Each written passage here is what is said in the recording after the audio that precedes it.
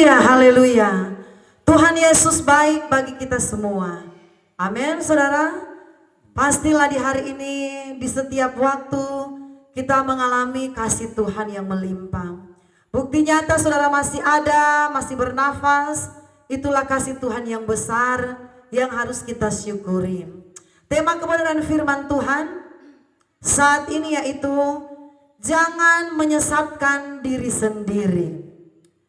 Pasti ada yang bertanya-tanya, apa bisa diri sendiri disesatkan oleh pribadi sendiri?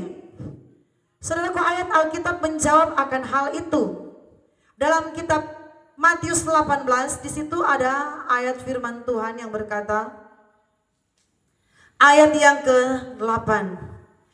Jika tanganmu atau kakimu menyesatkan engkau, penggalah.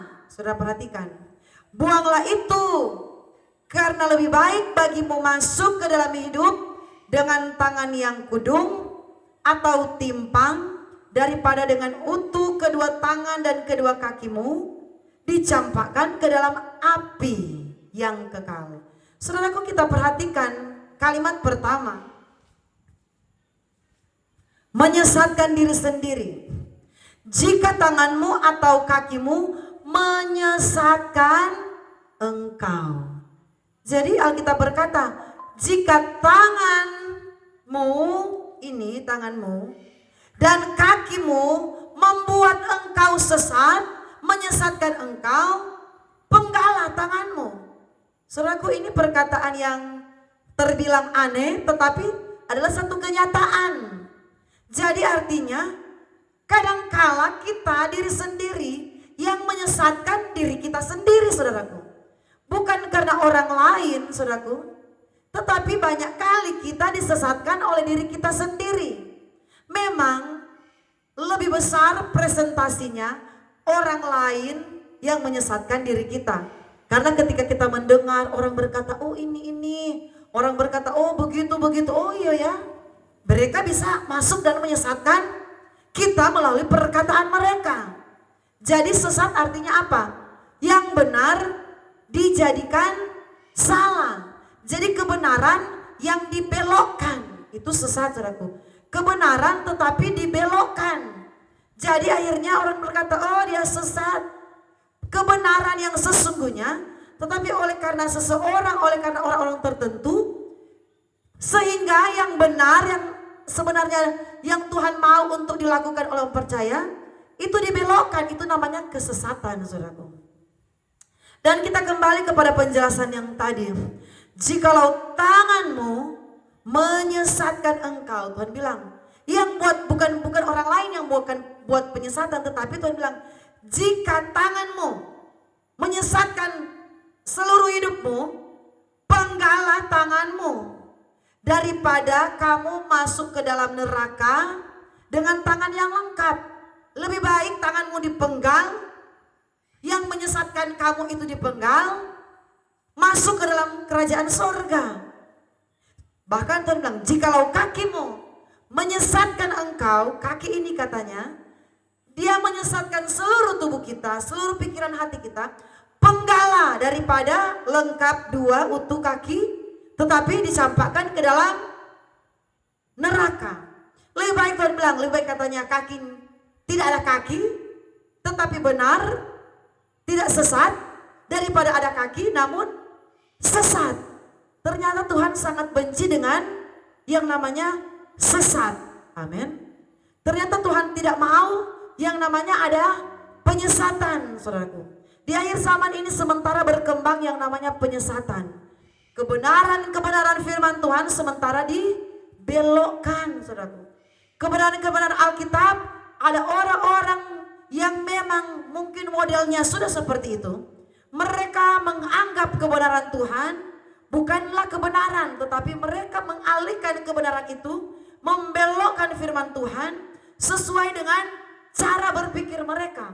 Karena mereka adalah sesat. Kalau kita baca, saudaraku, di ayat yang bagian atas, Matius 18 ayat yang ke-6, kita lihat, Siapa yang menyesatkan orang? Judul Lembaga Alkitab Indonesia. Ayat 6. Tetapi barang siapa menyesatkan salah satu dari anak-anak kecil ini yang percaya kepadaku, lebih baik baginya jika sebuah batu kilangan diikatkan pada lehernya, lalu ia ditenggelamkan ke dalam laut. Tuhan bilang, saudaraku, orang-orang yang menyesatkan anak kecil, dia lehernya itu ikatkan batu kilangan, tenggelamkan dia di dasar laut. Karena orang kalau sudah diikat dengan batu, otomatis dia akan jatuh sampai di dalam, tidak bisa akan terapung, saudaraku. Kubur dalam-dalam di dalam laut. Mati secara apa, saudaraku, kalau mau dibilang itu ya? Sadis, saudaraku. Ikatkan batu kilangan di lehernya, kasih tenggelam di dalam laut. Karena apa? Karena dia menyesatkan orang. Saudaraku, Tuhan sangat benci dengan penyesatan. Walaupun Tuhan berkata di ayat yang ke-7, kita perhatikan, celakalah dunia dengan segala penyesatannya. Memang penyesatan harus ada, tetapi celakalah orang yang mengadakannya. Tuhan bilang memang di akhir zaman ini sudah semakin menuju kepada kedatangan Tuhan, itu kesesatan semakin berkembang. Di mana-mana ajaran sesat muncul, saudaraku. Ada hamba Tuhan yang belum lama ini viral, saudaraku. Orang yang mati dinikahkan dengan orang yang hidup, itu sesat. Karena Alkitab tidak menulis bahwa orang yang sudah mati bisa menikah dengan orang yang hidup, itu sesat. Tetapi inilah keadaan dunia yang harus kita lihat. Tetapi ketika kita melihat model macam seperti itu, jangan lagi kita ikut sesat. Karena kita sudah tahu itu bukan kebenaran, saudaraku. Sesat itu berarti firman Tuhan yang mereka belokkan. Firman Tuhan yang benar yang mereka putar balikkan. Nah itu. Orang Manado bilang putar balik. Tetapi bahasa Indonesia bilang diputar balikkan kebenaran firman Tuhan. Saudaraku, kita di hari-hari ini Tuhan sementara mempersiapkan orang percaya untuk mengenal yang namanya Injil sepenuh. Injil yang benar-benar utuh. Apa yang diajarkan Yesus itu yang harus dilakukan. Saudaraku, saya menyinggung sedikit tentang baptisan. Jangan sampai orang Kristen disesatkan lewat pengajaran baptisan. Baptisan yang benar, baptisan yang diajarkan Yesus adalah baptisan yang masuk ke dalam air sampai kepalanya, rambutnya semua masuk dan dia keluar menjadi ciptaan yang baru. Saudaraku, kita belajar banyak aliran-aliran gereja salah dengan pemahaman baptisan. Yang penting sudah ada air di baskom, baru dikasih percik-percik, ya sudah, itu baptisan. Tetapi kalau kita lihat kepada teladan yang sempurna dalam Alkitab, siapakah itu? Yesus. Yesus adalah contoh yang sempurna, tidak ada contoh yang lain, saudaraku, yang mencontohkan tentang ajaran baptisan. Contohnya apa, saudaraku? Yesus datang ke sungai, apa, saudaraku? Ada yang tahu? Sungai Yordan. Untuk apa Yesus datang ke sungai Yordan? Untuk dibaptis. Kata baptis dalam bahasa asli itu artinya baptiso, ditenggelamkan, saudaraku. Jadi masuk secara full, masuk ke dalam air secara penuh, bukan hanya 1-2 tetesan air saja, baru dikatakan sudah dibaptis. Saudaraku, untuk apa Yesus pergi ke sungai Yordan kalau cuma untuk dipercik? Coba saudara pikir dengan logika. Berarti ngapain Yesus pergi ke sungai Yordan? Capek-capek. Berarti dimanapun ya bisa. Tidak harus di sungai. Kenapa harus di sungai? Karena di sungai Yordan airnya banyak. Jadi sesuai dengan aturannya Tuhan. Orang yang mau hidup baru, dikatakan lahir baru, ciptaan baru, dia harus melakukan baptisan, saudaraku. Baptisan selam, masuk ke dalam sungai Yordan seperti Tuhan Yesus dan keluar. Mungkin saat ini kita tidak sama persis dengan Tuhan dalam hal kita harus pergi ke sungai Yordan. Ya tidaklah, saudaraku. Dimanapun saudara tinggal, yang penting ada air yang mencukupi saudaraku. Entah di sungai, entah di kolam, entah di pantai, entah di bak yang sudah ada airnya. Saudara masuk di situ, pendeta akan mengajari saudaraku. Masuk sampai saudaraku, kalau kami baptis orang saudaraku, masuk sampai kepala, semua tercelup ke dalam. Dan dia keluar menjadi ciptaan yang baru. Saudaraku, hati-hati. Pemimpin gereja yang mengajari ajaran yang salah, yang tidak sesuai dengan firman Tuhan, dia akan menanggung akibatnya. Saudaraku, kami sebagai hamba Tuhan, kami takut mengajarkan kalau hal itu salah. Karena apa? Konsekuensinya kami sebagai hamba Tuhan yang harus mempertanggungjawabkan hal itu dengan Tuhan. Jadi saudaraku, ketika kami mengajarkan firman, kami harus benar-benar teliti. Oh betul, yang Tuhan ajarkan ini. Kami tidak mau kami sesat saudaraku. Kami selalu berdoa setiap hari, setiap saat, Tuhan, biarlah setiap gereja-gereja, setiap golongan apapun, biarlah pemimpin-pemimpin sinode mereka, pendeta-pendeta mereka benar-benar mengenal kebenaran yang sesungguhnya. Supaya tidak salah mengajari kepada umat-umat yang ada, saudaraku. Banyak gereja yang masih menentang tentang musik. Banyak yang belum suka dengan musik. Tetapi saudaraku, kalau kita kembali saudaraku, di dalam perjanjian lama saudaraku, di Mazmur, pujilah Tuhan dengan begitu banyak macam musik saudaraku. Mukecapi, amin, seruling, ceracap, rebana. Oh begitu banyaknya musik. Pujilah Tuhan dengan sekuat tenaga. Jadi ketika kita melompat, menyanyi, bertepuk tangan, itu ajaran firman Tuhan. Amin. Bahkan ketika Yesus akan datang, di saat hari Maranatha, apa yang menjadi pertanda kedatangan Tuhan? Yaitu sangkakala. Saudaraku, sangkakala itu apa? Musik, saudaraku, musik. Jadi saudaraku, jangan alergi saudaraku dengan musik. Gereja-gereja yang tidak suka pakai musik, mari berubah. Musik itu adalah milik Tuhan, saudaraku. Musik itu diciptakan untuk memuji Tuhan. Musik itu diciptakan untuk memuliakan Tuhan. Jangan kita sesat dengan keadaan dunia ini. Karena untuk membenarkan doktrin-doktrin golongan-golongan ini 1, 2, dan 3. Golongan yang berbeda. Akhirnya kita membuat saudaraku aturan sendiri. Hati-hati, kami sebagai hamba Tuhan, kami paling takut mengajarkan kalau hal itu tidak sesuai firman.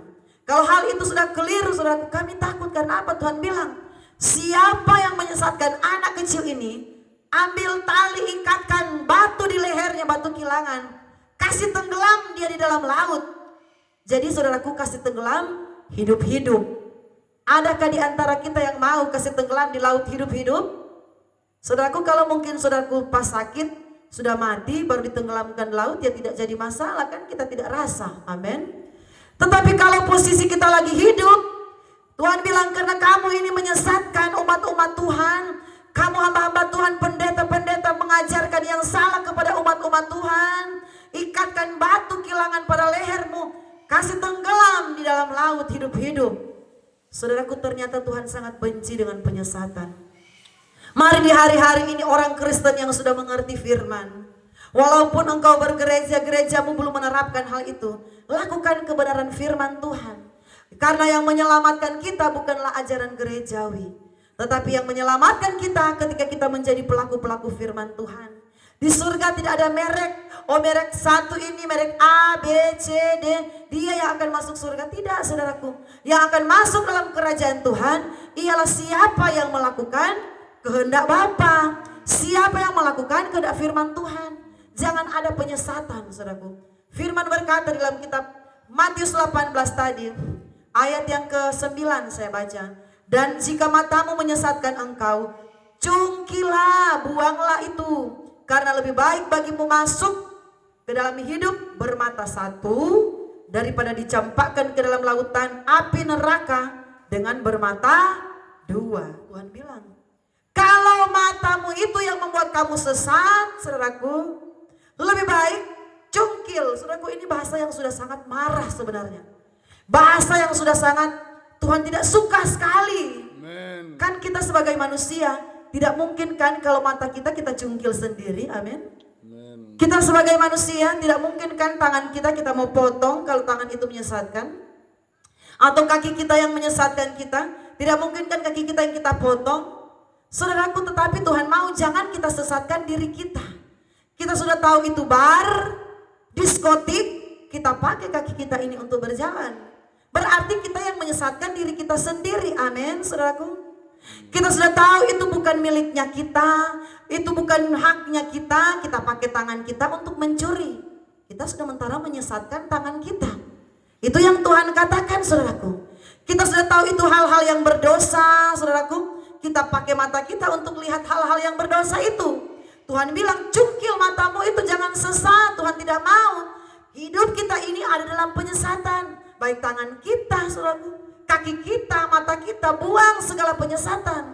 Hidup sesuai firman. Supaya apa? Supaya kita berkenan di hadapan Tuhan. Orang yang berkenan di hadapan Tuhan, dia pasti disayang Tuhan. Amin. Orang yang berkenan kepada Tuhan, hidupnya melakukan firman seutuhnya, dia pasti akan melihat janji berkat Tuhan. Karena Tuhan itu maha menilai. Tuhan maha tahu. Tuhan kenal persis kepada siapa pribadi-pribadi yang melakukan kehendak Tuhan. Mari saudara yang diberkati oleh Tuhan, hamba-hamba Tuhan yang mendengarkan firman Tuhan ini, pendeta-pendeta siapapun engkau, mari lakukan firman Tuhan seutuhnya. Lakukan firman Tuhan sesuai yang Yesus ajarkan, supaya hidup kita menjadi hidup yang benar di mata Tuhan. Maranatha, Tuhan Yesus datang kembali menjemput orang-orang yang setia.